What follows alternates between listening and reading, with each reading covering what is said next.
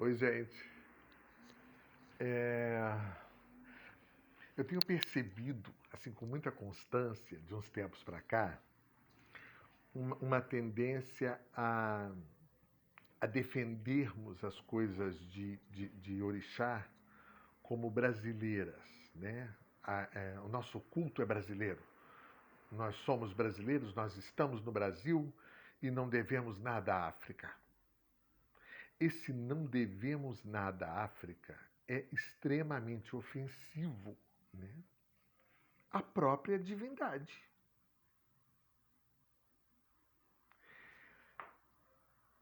Esses deuses, o seu culto, a sua personalidade veio de lá, veio lá da África. Chegou aqui, foi transformado, foi reformulado, foi decodificado, virou candomblé, depois virou umbanda, mas a base é africana.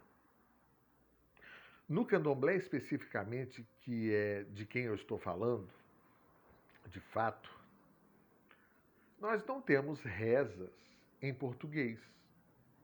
Nós não temos cantigas em português. Tudo ali é em língua africana. Ou falamos em Yorubá, ou falamos em Banto, ou falamos em Fon. Nada é em português. Não rezamos, não temos nenhuma reza, nenhum oriqui, nenhuma adura em português. É tudo em Yorubá.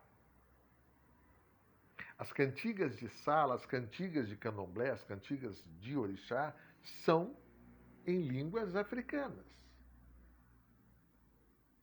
Os nomes dos iniciados e os nomes das divindades são em línguas africanas.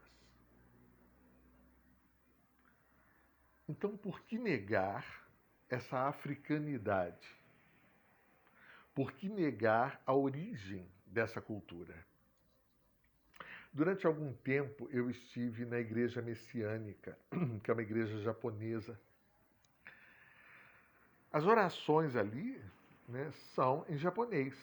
Não sei hoje, isso há muitos anos atrás era em japonês.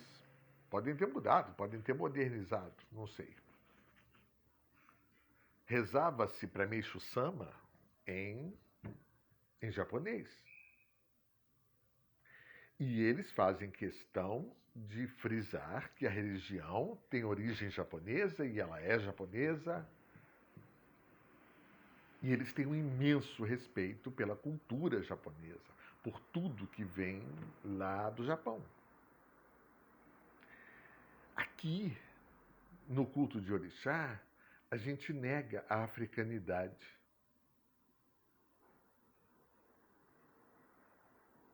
Pode ser um preconceito racial mesmo, não sei, pode ser. Uma necessidade de tirar lá da tribo africana aquela coisa e trazer para cá. Né? Se adonar daquilo, embranquecer aquilo, talvez.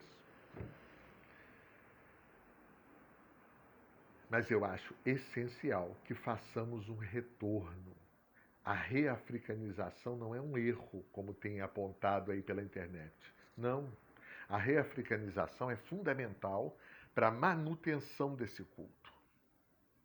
Hoje mesmo, eu compartilhei um texto sobre o Ologun Edé, um orixá que na África é guerreiro, é másculo, é caçador. E aqui no Brasil virou uma princesinha de conto de fadas. Aqui no Brasil, Logun Edé virou um bibelô, uma criancinha. Um menino andrógeno. Eu já ouvi até essa expressão, menino andrógeno. Já vi fotos de Logun Edé com um pirulito colorido na mão, aquele que tem um girassol, assim, um negocinho de... Girassol não, um roda-moinho, né, no pirulito, todo coloridinho, vermelho, rosa, verde, amarelo. Uma coisa ridícula. Ridícula.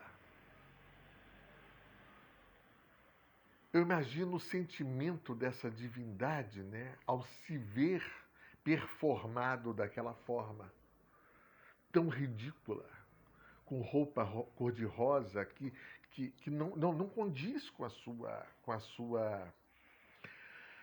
sua personalidade. Estamos falando de um guerreiro violento, sanguinário, que chega no Brasil e vira uma libélula. Com uma lenda que diz que ele entrou numa canoa, foi para o alto mar e lá no mar desapareceu na solidão, porque ele estava deprimido, ele estava sofrendo com a divisão da sua alma, metade homem, metade mulher. Nunca. Não. Pode até ser. São milhares de deuses. E nessa milhares de deuses que a África tem, pode ser que tenha andrógenos, que tenham homossexuais, que esses deuses tenham essas personalidades, alguns desses deuses tenham essas personalidades. Mas não é o caso de nenhum que veio para o Brasil.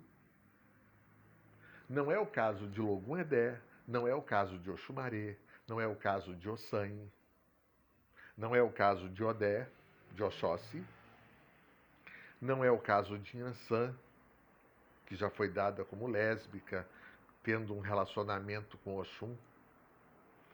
Não é o caso de Nanã, que afirmam ter horror aos homens. Não, Nanã não tem horror aos homens. Ela tem talvez uma individualidade dela, né? Ela é uma mulher que tem um poder feminino e não abaixa a cabeça para os homens. Na Bíblia tinha Lilith, né? Que também tinha essa negativa ao abaixar a cabeça para os homens. É isso, gente. Estudar a África hoje, conhecer a África, conhecer a nossa mitologia africana e não a mitologia criada no Brasil. Eu gosto muito de diferenciar mito e lenda, né? Alguns dizem que é a mesma coisa, mas para mim não é. Para mim, lenda é uma coisa inventada e mito é aquilo que fala dos nossos deuses. São as histórias da nossa mitologia. Eu hoje gosto muito de mergulhar nessa mitologia, conhecer profundamente os deuses que eu cultuo. Que deuses são esses? Quem eram eles lá na África? E por que razão eles se transformaram aqui no Brasil? Não tem explicação. Ninguém sabe quem inventou essa feminilidade em Logum Edé, em Ossanhe, em Oxumaré. Ninguém sabe de onde saiu isso. Mas saiu.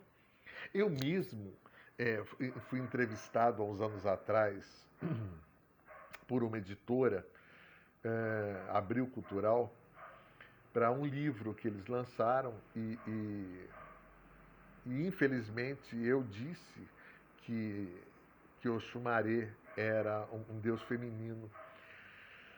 Não tenho como me corrigir, né? Porque foi um livro de banca, de jornal, não foi nada. Eu tenho até algumas cópias desse livro, mas eu mesmo caí nesse engodo de dizer que Oxumaré era um deus andrógeno, e não é. Oxumaré é homem, é heterossexual. Não tem nada de androginia nele. É isso, gente.